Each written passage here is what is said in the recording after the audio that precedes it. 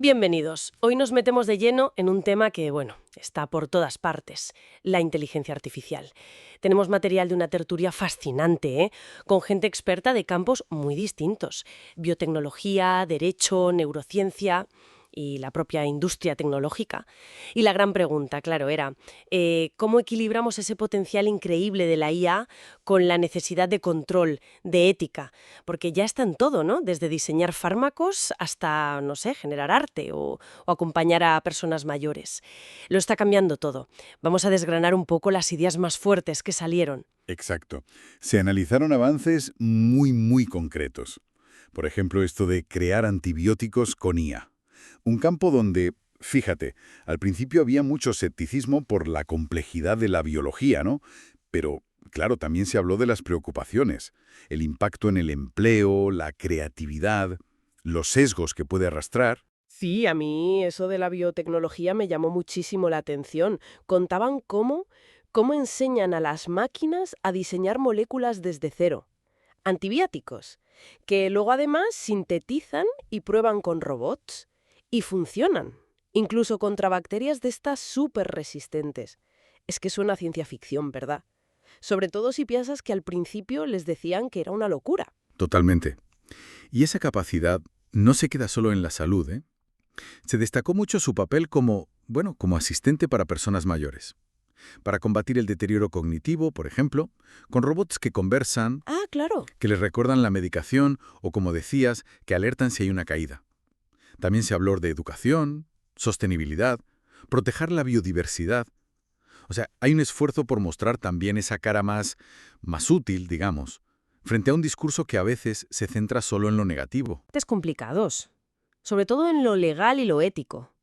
La IA generativa, la que crea imágenes o textos, bueno, ya está en nuestro día a día. Y con ella, los retos. ¿Cómo proteges los derechos de autor ahí?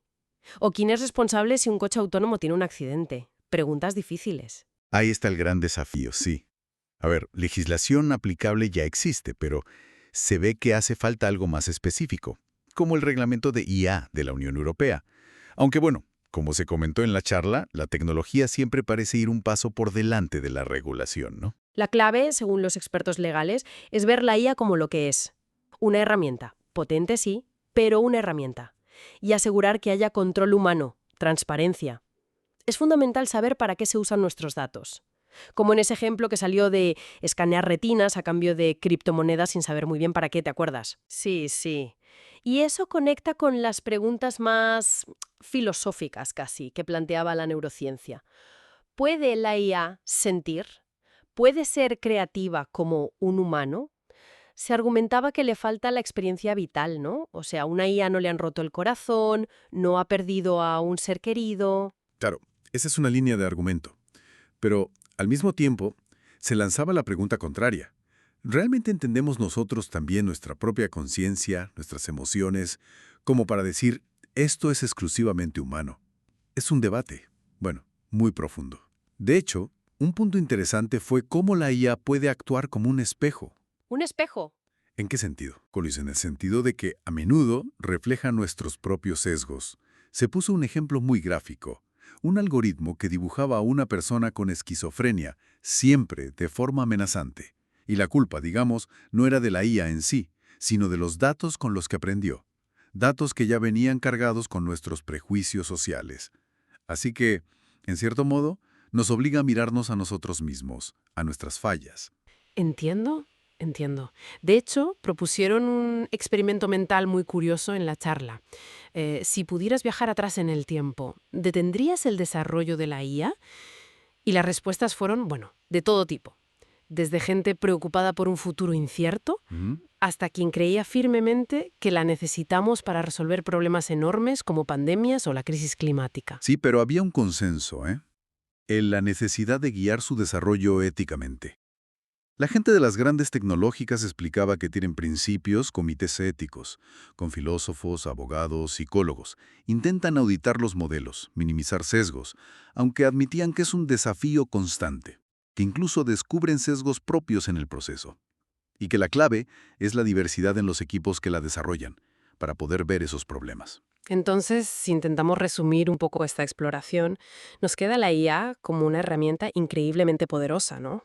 Capaz de acelerar descubrimientos, de mejorar vidas. Sin duda. Capaz de hacer cosas antes impensables.